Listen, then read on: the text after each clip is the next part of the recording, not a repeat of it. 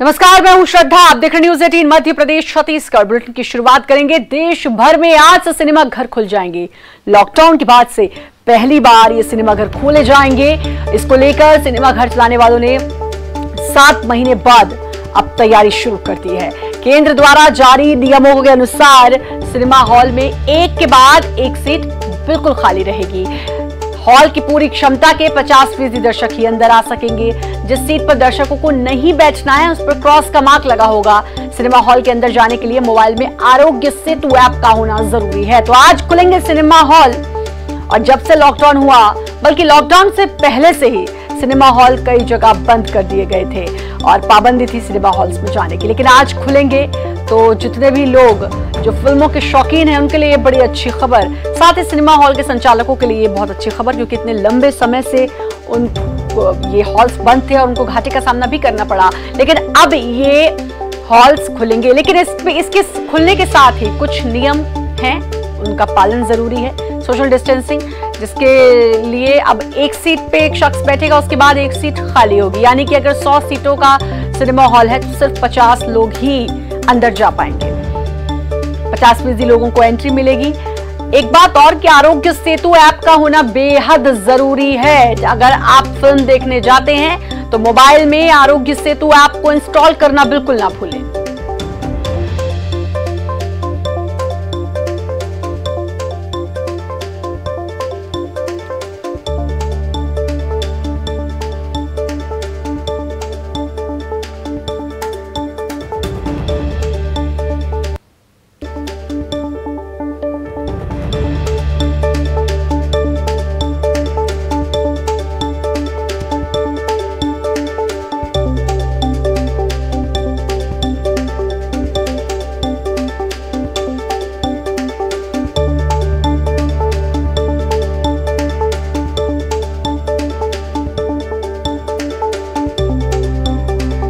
Cinema hall आज से खुलेंगे। 50% दर्शकों को ही इसमें एंट्री मिल पाएगी और खाली सीट पर क्रॉस मार्क लगा होगा, उस पर नहीं बैठना है। गाइडलाइंस का जरूर पालन करना होगा।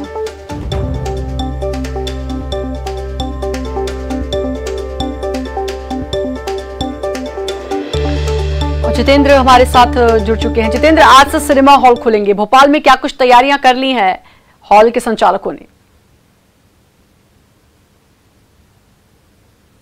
अगर बात करें तो सिनेमा संचालक भोपाल के हैं, वो अभी सिनेमा को खोलने का मूड नहीं बना रहे हैं। और जो पीवीआर हैं उनमें से एक आध ही ऐसा कोई पीवीआर है जो अपने यहाँ कुछ 2 शो दिन में शुरू कर सकते हैं। अभी हम इस समय मौजूद हैं भोपाल के ज्योति टॉकीज के बाहर, मगर यहाँ पर बोर्ड लगा हुआ है जिसमें साफ तौर पर दिखाया हुआ है कि अभी यहाँ पर कोविड के चलते ये परमिशन नहीं है। तो आप देख सकते हैं कि यहाँ पर न भीड़ है न किसी तरह का है। तो ये है अभी सन्नाटा यहाँ पर फंसा हुआ जो लगातार आगे जारी रहेगा। और यहाँ जो सिनेमा संचालक है उनसे हमने बात की है तो उन्होंने ये कहा है कि अभी तक लगातार 7 महीने से वो लोग घाटा करोड़ों का झेल चुके हैं और आगे भी स्थिति यही बनी रहेगी, क्योंकि उन्हें 50% जो है लोग यहाँ पर दर्शक यहाँ बुलाना पड़ेंगे, जिसके चलते शो की जो लागत है वो ज़्यादा जाएगी और दर्शक से उनकी कमाई पूरी नहीं हो पाएगी। और साथ ही सैनिटाइजिंग और साथ ही अन्य जो चीज़ें हैं उसका भी उन्हें बंदोबस्त करना पड़ेगा। तो इसके चलते उन्होंने फैसला अभी लिया है कि जो निजी सिनेमा संचालक हैं वो इन टॉकीजों को अभी फिलहाल नहीं खोलना चाहते हैं। मगर भोपाल के 1-2 जो मॉल हैं, जो पीवीआर सिनेमा घर है, वो कुछ 1 या 2 शो संचालित कर सकते हैं। हालांकि कह सकते हैं कि मनोरंजन को लेकर कुछ लोग कम संख्या में पहुंचेंगे, ये भी एक अनुमान जताया जा रहा है, क्योंकि कोविड की लगातार अभी जो मात्रा संख्या बढ़ती जा रही है, इसके लिए लोग घर से बाहर नहीं निकल रहे हैं। यानी कि अभी एक और समस्या है, और समस्या ये कि जितने की वो फिल्म खरीद कर दिखाएंगे उनको उतना पैसा नहीं मिल पाएगा, तो भी उस सूरत में घाटा ही है। और इसलिए अब वो संचालक जो हैं वो मूड में नहीं है कि सिनेमा हॉल खोले जाएं। हालांकि पहले ही जब अनलॉक हुआ था अभी तो उस टाइम पर ही ऐलान हो गया था कि 15 अक्टूबर से सिनेमा हॉल खोले जाएंगे। दर्शकों में तो उत्सुकता है, क्योंकि सिनेमा हॉल में जो फिल्म देखने का मजा होता है वो कहीं और नहीं होता।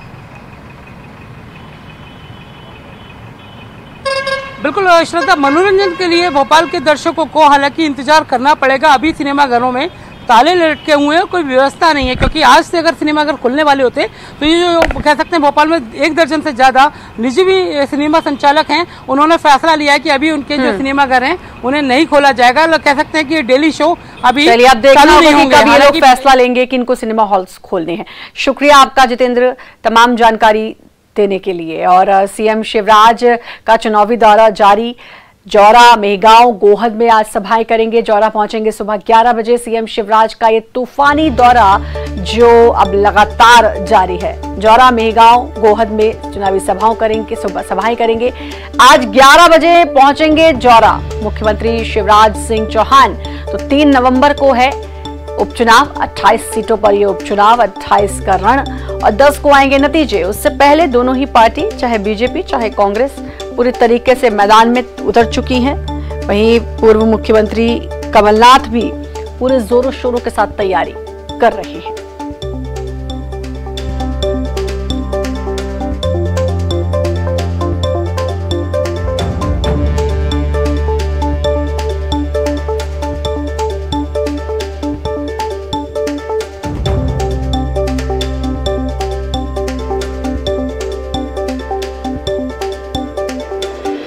तो सीएम शिवराज का चुनावी दौरा, जौरा, मेहगांव, गोहद में आज रहेंगे मुख्यमंत्री शिवराज सिंह चौहान। सुबह 11 बजे पहुंचेंगे जौरा और चुनावी सभा करेंगे सीएम। ताबड़तोड़ सभाएं, चुनावी सभाएं उनकी लगातार जारी और आज बारी है जौरा, मेहगांव और गोहद की।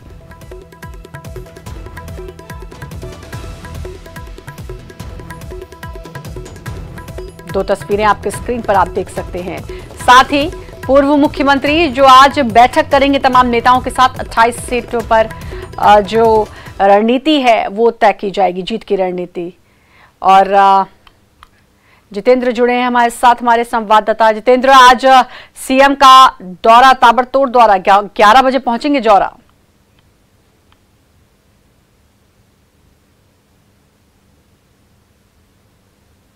उड़ान भरेंगे और कह सकते हैं आज उनकी कई दर्जन भर सभाएं हैं, जहां पर वो भिंड, गोहद और इसके अलावा दिमनी भी यहाँ पर लोगों से मिलेंगे और वहाँ की जो बॉर्डर, वहाँ की जो जनता है वहाँ से संवाद करेंगे। तो कह सकते हैं कि एक नब्ज टटोली जा रही है कि क्या माहौल है, किस तरह का जनता का मूड है और जिस तरह से लगातार योजनाएं अभी किसानों के लिए आ रही है उसको लेकर भी लोगों का रुख जानेंगे। तो कह सकते हैं बहुत ऐतिहासिक बैठक है, बहुत मैराथन लगातार उनकी जो बैठकों का दौर है लगातार जारी है और जो वहाँ के नेता हैं, स्थानीय नेता, वो भी उनके साथ लगातार शामिल रहेंगे। वहीं अगर कांग्रेस की भी बात करें, क्योंकि समय बहुत कम बचा है, तो कांग्रेस भी अब लगातार कमराबंद बैठक कर रही है और उसके बाद मैदानी स्तर पर भी कमलनाथ लगातार लोगों से संपर्क कर रहे हैं। चलिए, अब ये संपर्क का नतीजा क्या होता है इसके लिए 10 नवंबर तक का तो इंतजार करना ही होगा। बहुत बहुत शुक्रिया जितेंद्र आपका तमाम जानकारी देने के लिए। और रीवा के सगरा थाना क्षेत्र के रीवा सिरमौर रोड के पास बोलेरो ने एक बाइक को जोरदार टक्कर मार दी। दुर्घटना में बाइक सवार 3 लोगों की मौत हो गई। तीनों पिता, पुत्र और चचेरे भाई थे। बाइक को टक्कर मारने के बाद बोलेरो नाले में गिर गई। चालक फरार है। परिजनों की माने तो बोलेरो चालक से उनका पुराना विवाद चल रहा है और इसी विवाद के चलते उसने जानबूझकर गाड़ी चढ़ाकर हत्या कर दी। फिलहाल पुलिस आरोपी की तलाश कर रही है।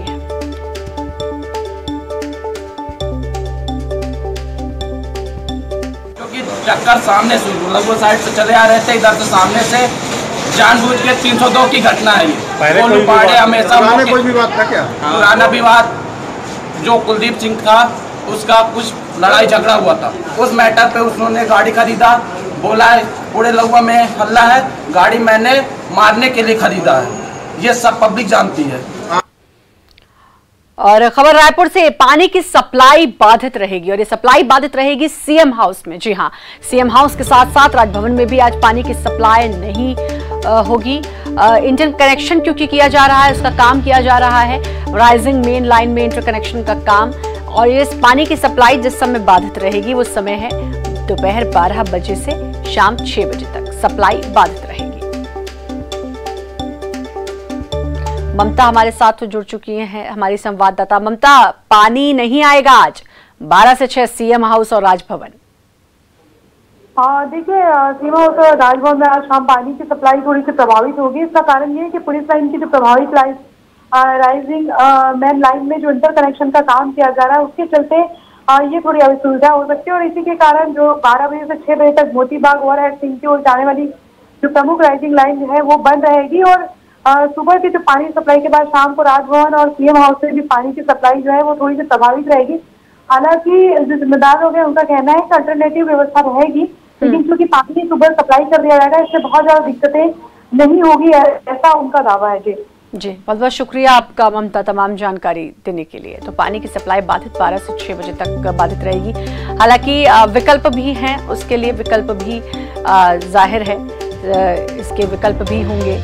और सीएम हाउस और राजभवन में पानी की सप्लाई तकरीबन 6 घंटे के लिए बाधित रहेगी, क्योंकि इंटरकनेक्शन का काम चल रहा है, इसलिए पानी की सप्लाई बाधित रहेगी।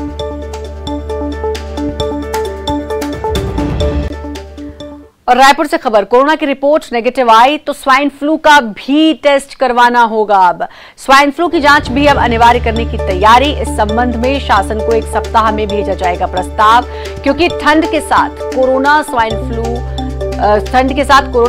फ्लू का खतरा बढ़ सकता है। कोरोना और स्वाइन फ्लू के वायरस ठंड में ज्यादा प्रभावी होते हैं। कोरोना और स्वाइन फ्लू के लक्षण में खास अंतर नहीं होने की वजह से टेस्ट किया जाएगा। तो बड़ी खबर ये कि अब सिर्फ कोरोना टेस्ट नहीं होगा, स्वाइन फ्लू का टेस्ट भी होगा। इसके लिए अब एक रिपोर्ट भी तैयार की जाएगी और माफ कीजिएगा, प्रस्ताव भेजा जाएगा 1 सप्ताह में। ऐसा इसलिए क्योंकि एक तो ठंड आ गई है, ठंड में कोरोना का प्रभाव भी ज्यादा। याद होगा आपको, पिछले साल ही कोरोना शुरू हुआ था, 1 साल होने को आएगा अब। और स्वाइन फ्लू के केसेस भी ठंड में ही आते हैं। दोनों के जो लक्षण हैं, जो सिम्टम्स हैं, वो कमोवेश एक जैसे ही हैं। इसलिए अगर कोरोना होगा और वो नेगेटिव आता है तो फिर स्वाइन फ्लू का टेस्ट भी किया जाएगा।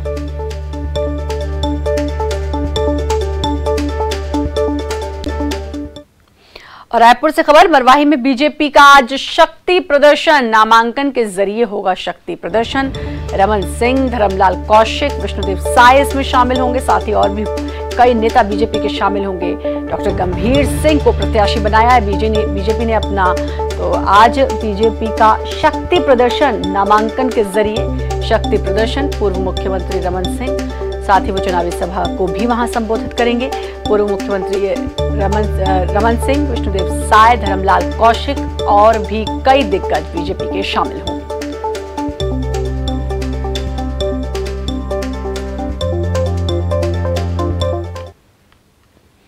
राजधानी रायपुर में पुलिस ने ड्रग्स पेडलिंग मामले में 2 कारोबारियों को गिरफ्तार किया है। गिरफ्तार होने वाले दोनों कारोबारी के नाम हैं हर्षदीप जुनेजा और संभव park. Harshdeep Juneja PIP road पर एक हुक्का बार का संचालन करता है, जबकि संभव पारक होटल क्वींस क्लब का मेस मैनेजर रह चुका है। दोनों को पुलिस ने रायपुर से गिरफ्तार किया। इस मामले में अभी तक 14 लोगों की गिरफ्तारी हो चुकी है।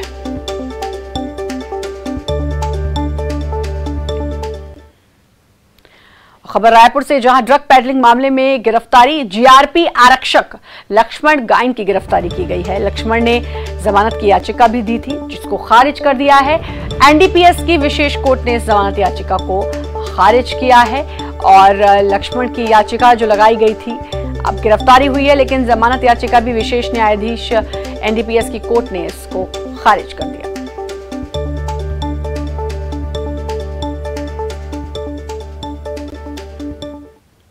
डिजिटल गेम्स की दुनिया में पबजी लोकप्रिय गेम बन गया है, लेकिन इसके साइड इफेक्ट्स भी अक्सर सामने आते रहते हैं। ऐसा ही एक मामला आया है मध्य प्रदेश के भोपाल की रहने वाली नाबालिग को 3 आरोपियों ने कई बार उसके साथ गैंगरेप किया। पबजी गेम खेलते समय आरोपियों के संपर्क में आई थी। अशोका गार्डन थाना पुलिस ने शिकायत पर सभी आरोपियों को गिरफ्तार कर लिया। लॉकडाउन के दौरान एक 14 वर्षीय बच्ची है, उसका पबजी गेम में 3 लड़कों के साथ दोस्ती हुई। दोस्ती के दौरान ही उनका नंबर उनको मिल गया।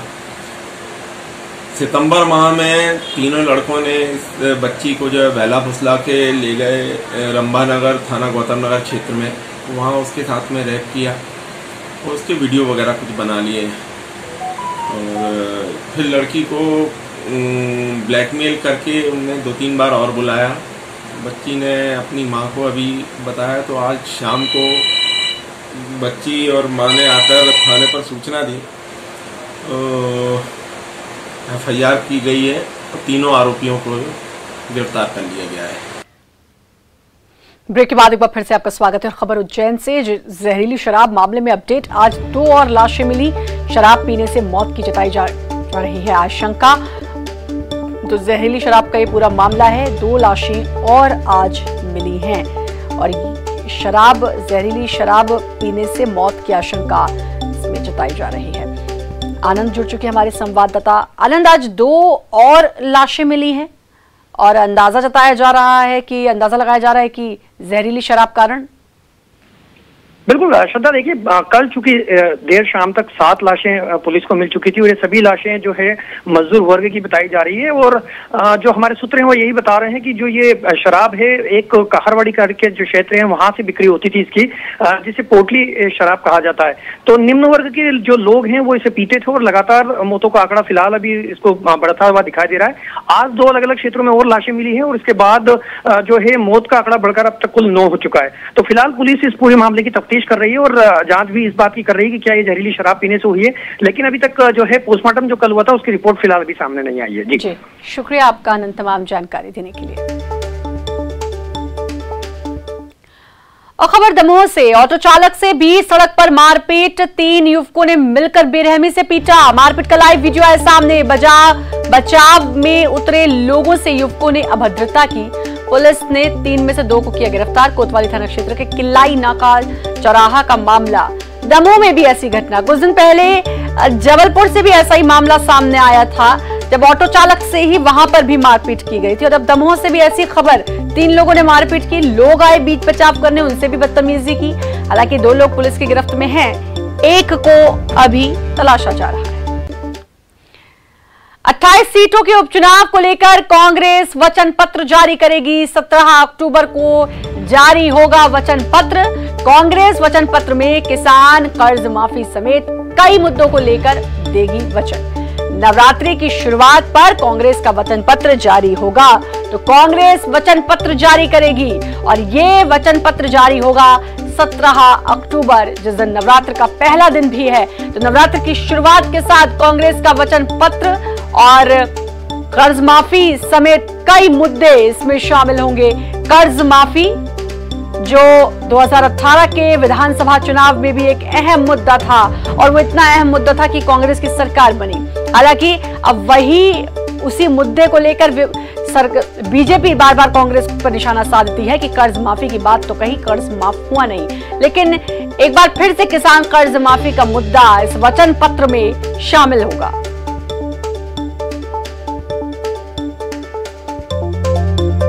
तो 17 अक्टूबर कांग्रेस जारी करेगी वचन पत्र। अनुराग जुड़ चुके हमारे संवाददाता हमारे साथ। अनुराग, 17 तारीख नवरात्र की शुरुआत, कांग्रेस वचन पत्र जारी करेगी। सबसे खास बात, किसान कर्ज माफी इस बार भी अहम मुद्दा।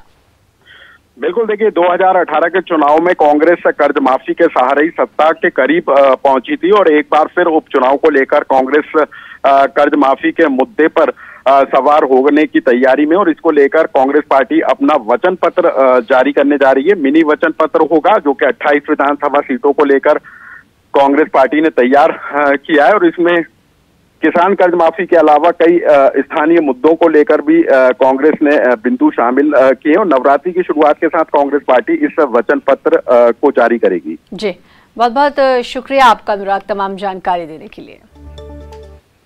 और सीएम शिवराज ने निर्देश दिए हैं, नवरात्र के दौरान प्रदेश में माता के मंदिर खुले रहेंगे। नवरात्र में भक्त देवी मां के दर्शन का लाभ ले सकते हैं।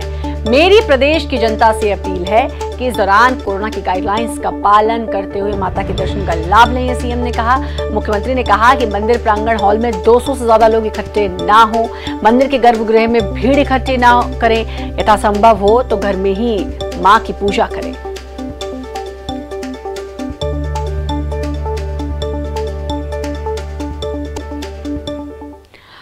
अब बड़ी खबर, एमपी में उपचुनाव को लेकर खर्च होगी करोड़ों की राशि। मुख्य निर्वाचन पदाधिकारी ने राज्य सरकार से मांगे 40 करोड़ रुपए। राज्य सरकार ने पहले ही 40 करोड़ की राशि का बजट में किया है प्रावधान, उसके अतिरिक्त राशि की मांग की गई है। उपचुनाव में कोरोना से बचाव पर ये राशि खर्च की जाएगी।